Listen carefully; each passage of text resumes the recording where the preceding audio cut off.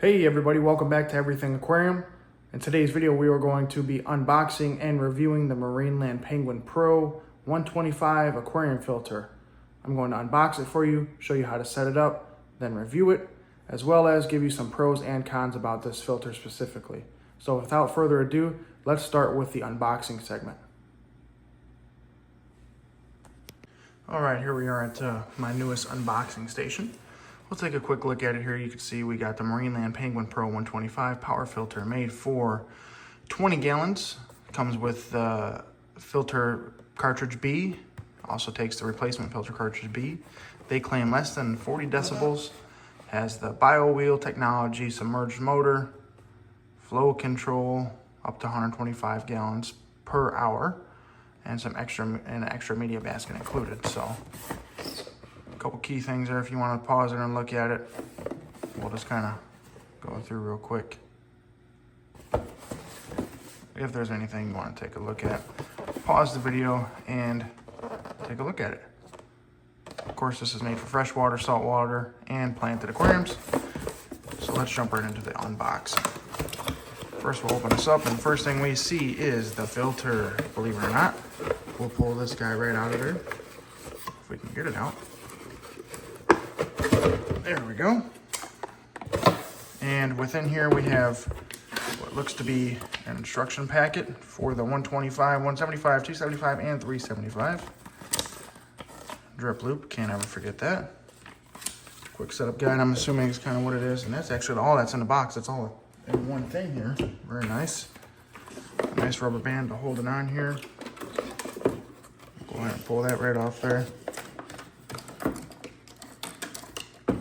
And within here, we have some more cardboard. And finally, we can get a look at the full filter. Now, this is the size in my hands. I do have some bigger hands, so the size of the 125, it's actually quite a bit larger than I imagined it to be. Let's go ahead and pop open the inside. Here is our patented, however you say it, bio wheel. A very important feature on here is no need to replace this bio wheel unless it is damaged. Discoloration of the plated bio wheel's material is normal and desirable. So we'll talk more about that here in a couple minutes. We'll take that wrapper off there for now. A very important part of the system here. We'll pull out the cartridge. Take a look at that real quick. This is the size B. Now in here we just have some carbon, as you can see, and some like filter floss, I guess if you want to even call it that. Some polishing media. As you can see, it's spilling carbon out onto the desk. So we'll set that aside for now. Take out our intake tube, as well as the strainer, and what else do we have in here? So this is actually what they call the mid-level intake. That's what Marineland calls it, and this will install here, like so, to give you that mid-level intake. So I'll show you how to do that now. These are all push-style connections. We can go ahead and just plug that in there. And then we'll take our intake tube itself, plug it in as well, and then our strainer. Now, of course, there's multiple ways to run this. You can run this open, halfway open, fully closed, however you want. You can actually extend this out quite a bit before it comes out. I always like to generally leave it in about 2 clicks. You don't want to leave it on the last one just because it does have a lot of play, and if something were to happen, it could fall out and possibly get fish sucked up in there. Just a theory of mine, so generally speaking, I like to leave it at least 2 clicks in. And that does give you a rather long length as it is. In my opinion, personally, I much rather take this off here like that, because I do run more shallow tanks, so this is just my opinion, of course, and then put it there like that. And you can still have that's at least 7 inches of depth right there, about 7 or 8 or 6 or 7, 8 inches maybe, somewhere around there anyways, and still get plenty of filtration if you ask me on more of a shallow tank.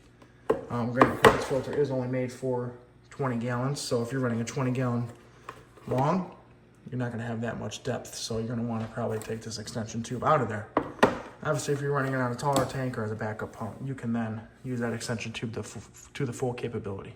All right, everybody, for the sake of the video, I'm just setting this up on my 20-gallon water box. I inserted the wheel here, pretty simple. You slide it into the 2 little purple slots, and it starts spinning immediately. These go back here. There's actually an extra slot for one if you want to use it. And then fill it up with water until it kind of stumps over the front. Plug it in and it's primed, ready to go. As you can see here, we got the flow rate.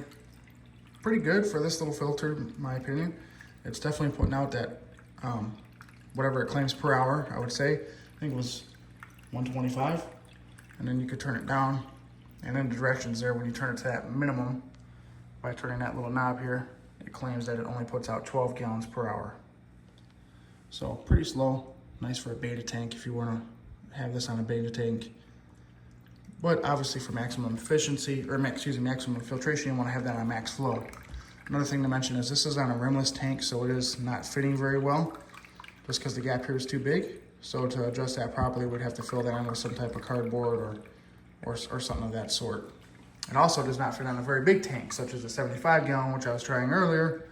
This gap is too small. It stretches the filter and won't work properly as well. So this is more suited for a 10, 20, 30, 40 gallon breeder kind of thing. Maybe even a 55, I haven't tried, but it possibly could work.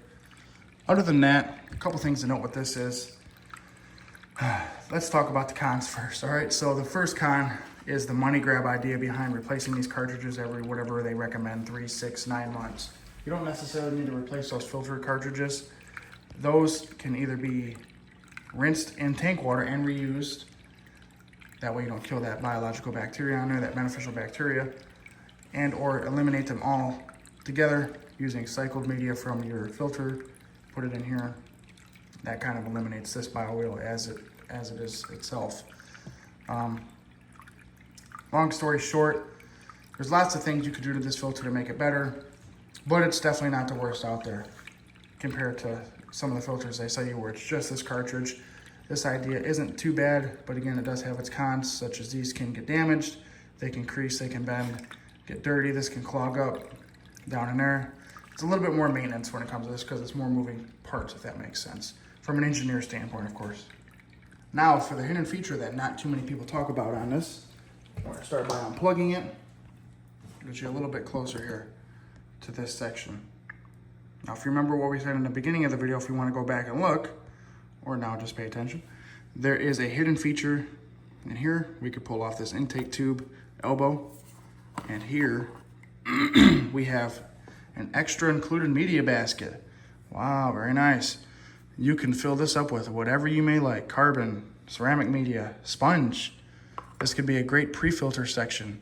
The way it works is your intake tube here, water comes up, goes through the elbow and directly into this, out through this, up into the filter chamber, and then back out into the aquarium. So with this, you could do lots of things. Like I said, add some sponge for more surface area for media, and it actually has a max fill line here, or some ceramic grains, whatever you want to do, you could put in there. You could probably even fit a mini heater back in here somewhere, not to mention, if you really wanted to. Not that I recommend that, but with my mind, I try to get the most efficiency out of everything. So that's the little secret to this that I wanted to mention a couple minutes ago, in case you didn't know, because I don't see a lot of people talking about that. Another one of the pros to the filter. Put that on the list. So other than that, it is pretty quiet. Quick little sound check here. Not that I have the best microphone in the world, but yeah, I'd have to give this filter a solid, I'd give this one about a 7 out of 10. It does suffice in a couple different things, meaning, or being that you have to replace those cartridges they recommend, and I'm not a big fan of cartridge style filters. I like the the Aqua Clears, where it has a lot more media in the back, a lot more room for media. You can customize it however you want. This one you can too, but again, you still have these slots in here and things kind of get in the way. So anyways, that's my complaint about it. That's all I really have about it. Other than that, the price is pretty good on them. They run, they work, they do what they're supposed to, as long as you maintain them, of course. So anyways, guys, let me know if you have any questions, comments, or concerns in the comment section down below. Leave a like, hit that subscribe button. Let me know how you thought I did on the video. I'd love to hear some feedback. And anyways, guys, that's it for now, and we'll see you in the next one.